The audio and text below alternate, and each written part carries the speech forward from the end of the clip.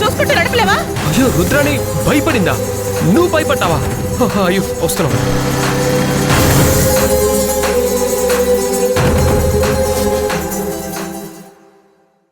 పర్వాలేదు, చెప్పిన టైం బాగానే పాటించావు.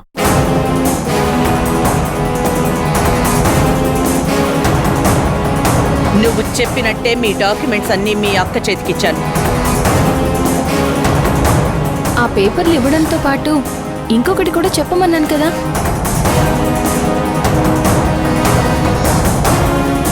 ఏంటది? క్షమాపణలు.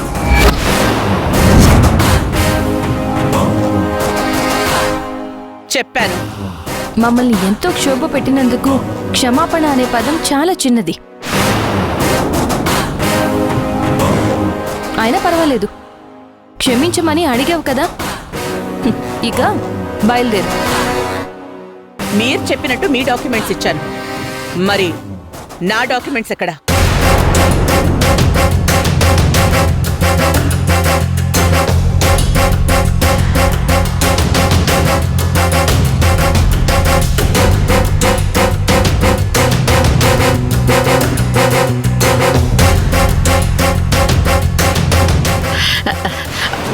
ఒరే నాన్న, ఎక్కడికి వెళ్తున్నావురా?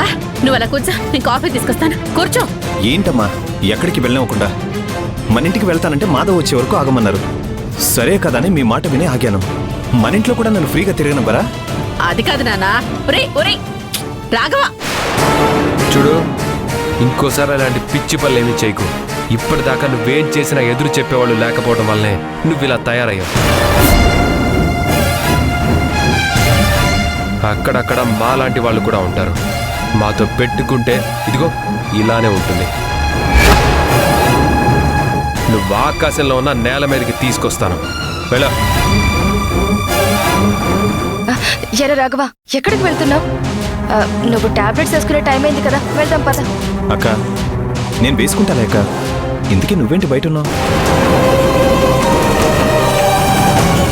మాధవ్ ఏంటి ఇంకా రాలేదు? వాడొచ్చేస్తాడులేరా, నువ్వు పద. ఏ పని లేకుండా లోపల కూర్చోలేకపోతున్నానక్క. ఉండు, కాసేపు బయట ఉండొస్తాను. అది కాదురా నేను చెప్పేది. అమ్మా,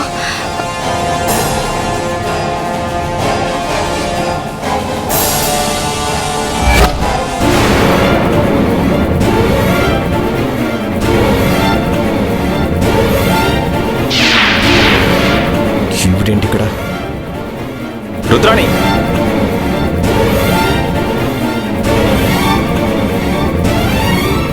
ఏం రుద్రాణి, నువ్వేంటి ఇక్కడ? నీకింకా మాతో పనేంటి?